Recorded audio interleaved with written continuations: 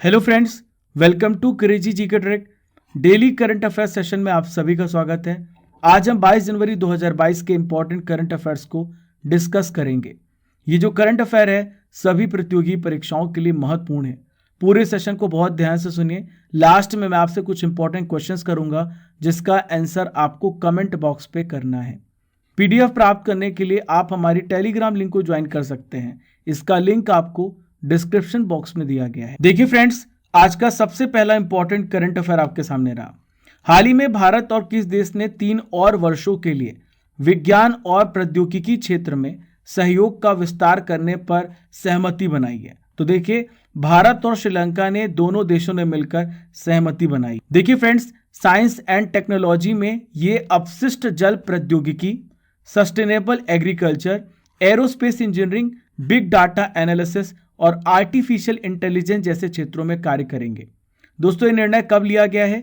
भारत की 5वीं भारत श्रीलंका की संयुक्त समिति ने यह निर्णय लिया है। दोस्तों, मैं आपकी जानकारी के लिए बता दूं, अप्रैल 2020 से अब तक 550 श्रीलंकाई नागरिकों ने बायोटेक्नोलॉजी, रिन्यूएबल एनर्जी और मेडिकल रिसर्च इन क्षेत्रों में विभिन्न भारतीय संस्थानों में ट्रेनिंग लिया है। दोस्तों, यहाँ पे श्रीलंका की बात आई है तो मैं आपको श्रीलंका के बारे में इंपॉर्टेंट डिटेल्स शेयर करता हूँ। तो देखिए, सबसे पहले श्रीलंका का मैप आप देखें, ठीक है।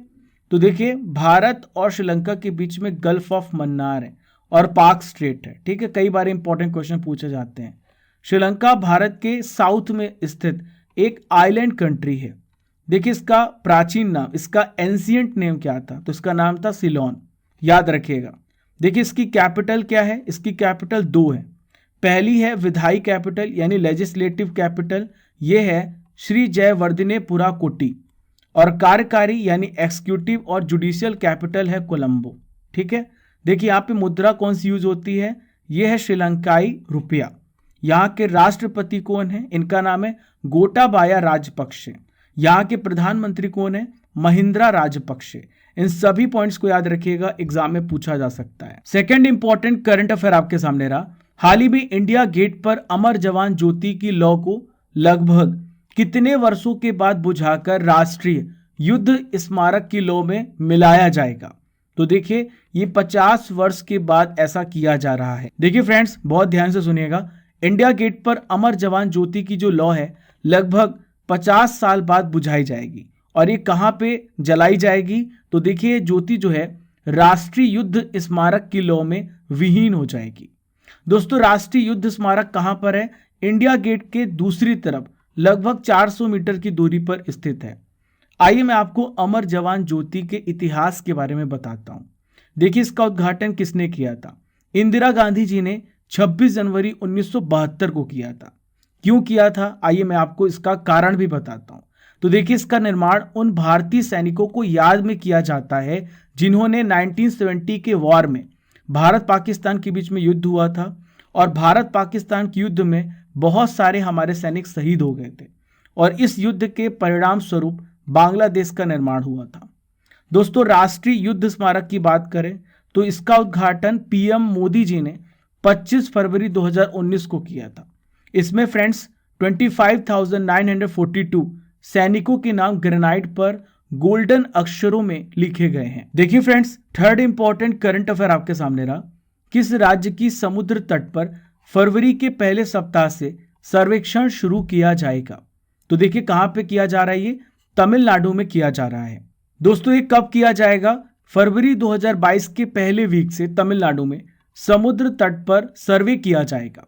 किसके द्वारा किया जा रहा है? तमिलनाडु पुरातत्व विभाग के द्वारा भारतीय समुद्री विश्वविद्यालय और राष्ट्रीय महासागर प्रौद्योगिकी संस्थान के सहयोग से किया जा रहा है। देखिए, सर्वेक्षण तमिलनाडु के किस जिले में हो रहा है? तो यह है थूथुकुडी जिले में, कोरकाई के तट पर समुद्र में किया जा रहा है। दोस्तों, यहाँ पे तमिलनाडु की बात आई है तो वर्तमान सीएम कौन है? तो इनका नाम है एमके स्टैलिन। पूछा जा सकता है आपसे। देखिए, सर्वेक्षण का ऑब्जेक्टिव क्या है? तो दोस्तों, प्राचीन बंदरगाह में पुरातात्विक मूल्यों की खोज करना। दोस्तों, ऐसा पाया गया है कि यहाँ पे कोई एंशियंट पोर्ट है, उसके बारे में एनालिसिस करने के लिए ये सर्वे किया जा रहा है। इसके पहले दोस्तों, पिछली बार जब खुदाई की गई थी तो सरफेस से 75 सेंटीमीटर की गहराई पर 6 पंक्तियों में ईंटों की एक संरचना का पता चला था और इस रचना के नीचे 3 बड़े आकार के छल्ले एक के ऊपर एक रखे हुए पाए गए थे। इसी का एनालिसिस करने के लिए वापस इसका सर्वे किया जा रहा है। आज का सबसे पहला नॉलेज बूस्टर आपके सामने है और आज हम डिस्कस करेंगे विभिन्न पुरस्कार और उसकी सम्मान राशि और उसके स्थापना वर्ष और किस क्षेत्र में यह पुरस्कार दिए जाते हैं। सबसे पहले बात करेंगे मेजर ध्यानचंद खेल रत्न पुरस्कार। देखिए, इसमें 25 लाख रुपए की राशि दी जाती है। पहले इसका नाम था राजीव गांधी खेल रत्न पुरस्कार। इसकी शुरुआत 1991 से लेकर 92 के बीच में की गई थी। ठीक है फ्रेंड्स। अर्जुन पुरस्कार की हम बात करेंगे तो अर्जुन पुरस्कार में 15 लाख रुपए की राशि प्रदान की जाती है। इसकी शुरुआत 1961 में की गई। देखिए, स्पोर्ट्स के क्षेत्र में जो बेहतरीन प्रदर्शन करते हैं उन्हें अर्जुन पुरस्कार से नवाजा जाता है। नेक्स्ट है फ्रेंड्स, द्रोणाचार्य लाइफ टाइम पुरस्कार। इसमें 15 लाख रुपए की राशि प्रदान की जाती है। देखिए, द्रोणाचार्य पुरस्कार 1985 से शुरुआत किया गया है। देखिए, अगला पुरस्कार है नोबल पुरस्कार। तो नोबल पुरस्कार में कितनी राशि मिलती है? 10 मिलियन स्वीडिश क्रोना इसमें राशि मिलती है। नोबल पुरस्कार की शुरुआत 1901 में हुई थी। कब हुई थी? 1901 में। ये 6 क्षेत्रों में दिया जाता है। PCM लैब, आप इस ट्रिक से याद रखिएगा। P से फिजिक्स, C से केमिस्ट्री, M से मेडिसिन, L से लिटरेचर, E से इकोनॉमिक्स और P से पीस है। अगला पुरस्कार है फ्रेंड्स दादा साहेब फाल्के पुरस्कार। इसमें 10 लाख रुपए की राशि प्रदान की जाती है। इसकी शुरुआत 1969 में हुई थी। यह सिनेमा जगत का सर्वश्रेष्ठ पुरस्कार है। आखिरी है ज्ञानपीठ पुरस्कार। साहित्य के क्षेत्र में यह पुरस्कार दिया जाता है। इसमें 15 लाख रुपए की राशि प्रदान की जाती है और इसकी शुरुआत 1961 में हुई थी। अगला महत्वपूर्ण करंट अफेयर आपके सामने रहा। हाल ही में PM मोदी जो है किस मंदिर के पास 30 करोड़ रुपए की लागत से तैयार सर्किट हाउस का इन्होंने उद्घाटन किया है? तो देखिए, ये सोमनाथ मंदिर के पास है सर्किट हाउस। दोस्तों, PM मोदी जी ने वीडियो कॉन्फ्रेंसिंग के माध्यम से इसका उद्घाटन किया है। देखिए, इस सर्किट हाउस को किस तरीके से बनाया गया है कि हर कमरे से आपको समुद्र दिखेगा। दोस्तों, ये जो भवन है ये 30 करोड़ रुपए की लागत से तैयार किया गया है। दोस्तों, मैं आपकी जानकारी के लिए बता दूं, इंपॉर्टेंट है, सोमनाथ मंदिर के जो चेयरमैन है ना, वो कौन है? प्रधानमंत्री नरेंद्र मोदी जी हैं। दोस्तों, यहाँ पे सर्किट हाउस की बात आई है तो मैं आपको सर्किट हाउस में कौन कौन सी सुविधाएं, कौन कौन सी फैसिलिटीज मिलने वाली है, आइए मैं आपको बताता हूँ। देखिए, सबसे पहले कमरों का सेट मिलेगा। दूसरा है VIP और डीलक्स रूम। तीसरा है फ्रेंड्स कॉन्फ्रेंस रूम यहाँ पे है। चौथा है ऑडिटोरियम हॉल। दोस्तों, मैं आपकी जानकारी के लिए बता दूं, भारत में कितने ज्योतिर्लिंग हैं? तो भारत में 12 ज्योतिर्लिंग हैं, जिनमें से एक ज्योतिर्लिंग सोमनाथ का है। चलिए, अगले इंपॉर्टेंट करंट अफेयर्स की ओर बढ़ते हैं। हाल ही में किस देश की महान गायिका, क्या नाम है इनका? इनका नाम है एल्जा सोरेस। इनका निधन हो गया है। ये किस देश की गायिका थी? तो देखिए, ब्राजील देश की गायिका थी। ब्राजील की अब तक की सबसे महान गायकों में से एक है। इनका 91 ईयर्स में निधन हो गया है। इनका जन्म 23 जून 1930 को ब्राजील के रियो डी जेनेरियो में हुआ था। इन्हें सांबा की रानी भी कहा जाता है। दोस्तों, इन्होंने अपने करियर में 30 से अधिक एल्बम जारी किए हैं। दोस्तों, इनके जो गाने होते थे, इनके जो संगीत होते थे, वो किसी अभियान, किसी मकसद की तरफ भी होते थे। इन्होंने अपने गाने का इस्तेमाल नस्लवाद और अन्य प्रकार के भेदभाव के खिलाफ अभियान चलाने में भी किया था। दोस्तों, यहाँ पे बात आई है ब्राजील की, तो मैं आपको ब्राजील का मैप में लोकेशन बता देता हूँ। देखिए, ब्राजील कहाँ पर है ये? तो ये साउथ अमेरिका में स्थित कंट्री है। ठीक है, तो ब्राजील जो है दक्षिण अमेरिका महाद्वीप का सबसे बड़ा देश है। देखिए, इसकी कैपिटल है ब्राजीलियाई। दोस्तों, इसकी मुद्रा क्या है? रियल है। और दोस्तों, मैं आपकी जानकारी के लिए बता दूं, इस देश में अमेजन नदी बहती है, जो दुनिया की सबसे बृहत्तम, सबसे लार्जेस्ट रिवर है। दोस्तों, मैं आपको हाल ही में हुए निधन के बारे में बताने वाला हूं, जो एग्जाम की दृष्टि से बहुत इंपॉर्टेंट है। सबसे पहले हम बात करेंगे हरिपाल सिंह आहलूवालिया की। तो देखिए, किस क्षेत्र से रिलेटेड है? ये पर्वतारोही थे जिनका हाल ही में निधन हुआ है। दूसरी बात करेंगे साओली मित्रा। तो साओली मित्रा प्रसिद्ध बंगाली रंगमंच कलाकार जिनका हाल ही में निधन हुआ है। चलिए, नेक्स्ट है फ्रेंड्स प्रो एम के प्रसाद, ये प्रसिद्ध पर्यावरणविद थे। अगला है फ्रेंड्स नारायण देवनाथ। तो नारायण देवनाथ का संबंध किससे था? बंगाली कॉमिक्स कलाकार थे जिनका हाल ही में निधन हुआ है। नेक्स्ट है तोशिकी कैफू, ये जापान के पूर्व प्राइम मिनिस्टर थे। नेक्स्ट है फ्रेंड्स इब्राहिम बाउबकर कीता, ये माली के पूर्व प्रेसिडेंट थे जिनका हाल ही में निधन हुआ है। मैंने परसों ही इस न्यूज़ को कवर किया था।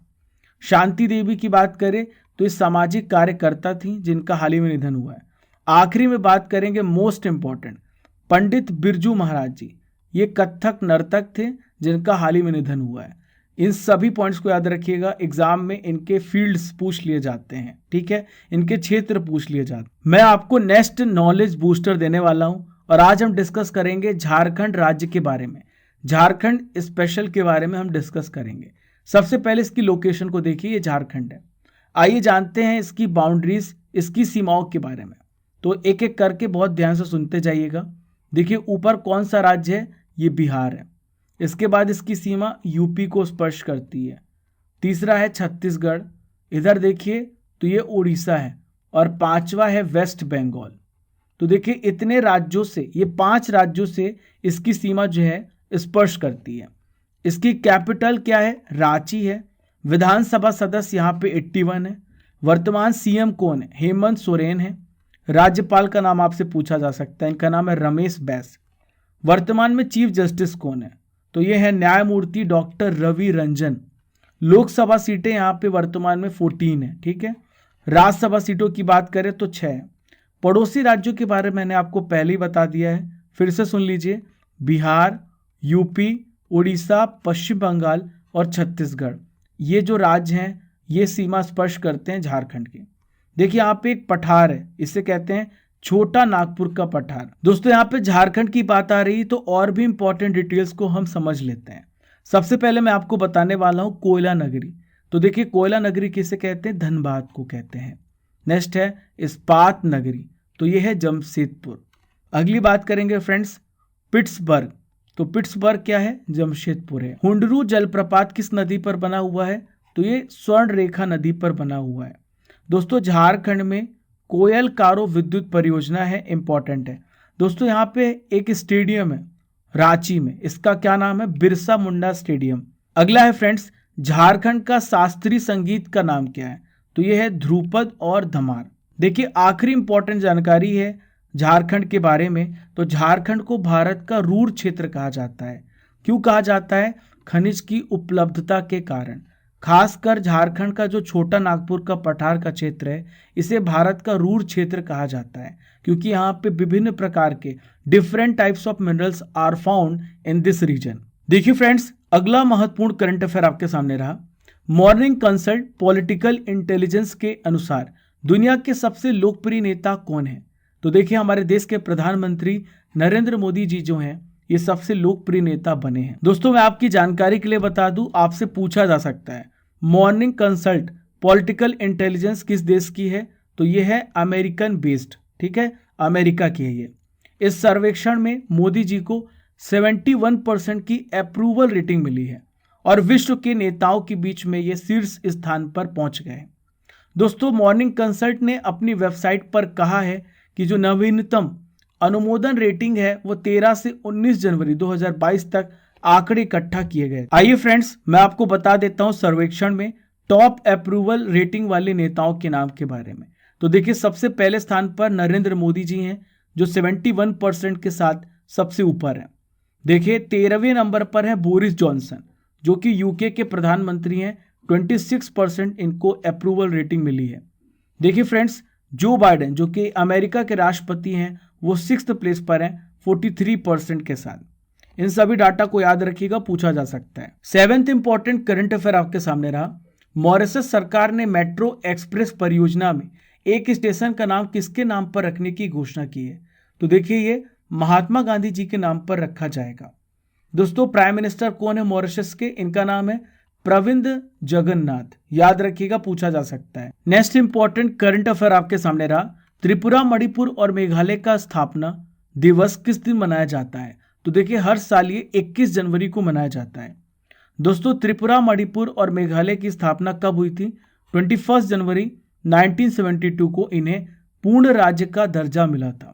मणिपुर और त्रिपुरा की बात करें तो 1949 में इन्हें यूटी का दर्जा दिया गया था। दोस्तों यहाँ पर हम त्रिपुरा, मेघालय और मणिपुर की बात करेंगे। तो देखिए त्रिपुरा की पहले बात करें तो इसकी कैपिटल है अगरतला। यहाँ के सीएम है बिप्लब देव, राज्यपाल हैं सत्यदेव नारायण आर्य। चलिए मेघालय की बात करेंगे, इसकी कैपिटल शिलोंग है। प्रेजेंट में सीएम है कॉनराड संगमा और सतपाल मलिक यहाँ के राज्यपाल हैं। मणिपुर की कैपिटल इम्फाल है, एन बीरेन सिंह यहाँ के सीएम हैं और ला गणेशन यहाँ के राज्यपाल हैं। दोस्तों अब मैं आपको करंट अफेयर्स की रसमलाई देने वाला हूँ, 2021 के इंपॉर्टेंट करंट अफेयर्स का रिवीजन। हाल ही में वर्ल्ड सॉइल डे कब मनाया गया, विश्व मृदा दिवस कब मनाया गया? तो देखिए हर साल ये 5 दिसंबर को मनाया जाता है। स्काई रूट एरोस्पेस ने किस नाम के भारत के पहले निजी तौर पर निर्मित क्रायोजेनिक रॉकेट इंजन का परीक्षण किया है? तो इसका नाम है धवन फर्स्ट। रामकुमार रामनाथन ने हाल ही में अपना पहला चैलेंजर स्तर का एकल खिताब जीता। ये किस खेल से जुड़े हैं? इंपॉर्टेंट प्रश्न है। तो देखिए टेनिस प्लेयर है। नमदा शिल्प, नमदा क्राफ्ट जो है, ये जो शिल्प है किस केंद्र शासित प्रदेश से रिलेटेड है? तो देखिए जम्मू कश्मीर यूटी से रिलेटेड है। लास्ट क्वेश्चन है, मैगडेलेना एंडरसन हाल ही में किस देश की पहली महिला पीएम बनी है? तो हाल ही में ये स्वीडन की पीएम बनी है। नेक्स्ट इंपॉर्टेंट करंट अफेयर आपके सामने रहा। आईसीसी की तरफ से चुनी गई विश्व की टेस्ट एकादश में किन भारतीय खिलाड़ियों को जगह मिली है? तो देखिए किनको मिली है, रोहित शर्मा, आर अश्विन और ऋषभ पंत को जगह मिली है।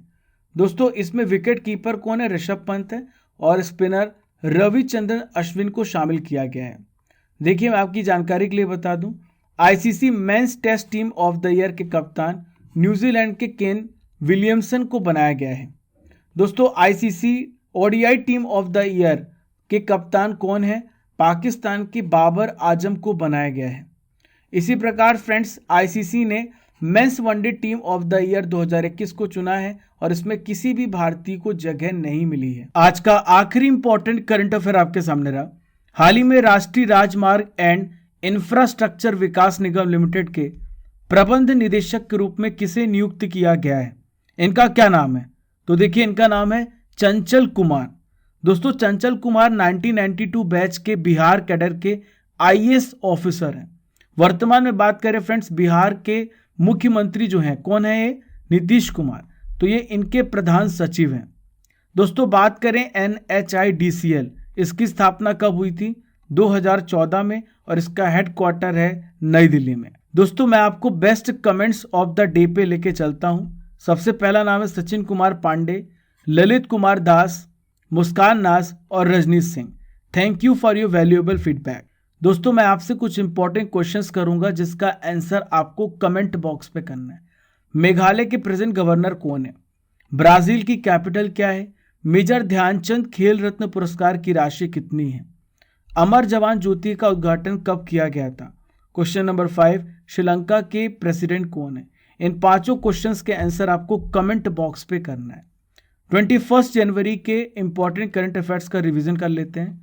हाल ही में डीआरडीओ के द्वारा 20 जनवरी 2022 को किस क्रूज मिसाइल के नए संस्करण का सफल परीक्षण किया गया है? तो इसका नाम है ब्रह्मोस। हाल ही में किसके द्वारा आज़ादी के अमृत महोत्सव से स्वर्णिम भारत की ओर कार्यक्रम का शुभारंभ किया गया है? तो देखिए नरेंद्र मोदी जी के द्वारा इसकी शुरुआत की गई। हाल ही में जेनेसिस प्राइज 2022 से किसे सम्मानित किया गया है? इनका नाम है एल्बर्ट बोरला।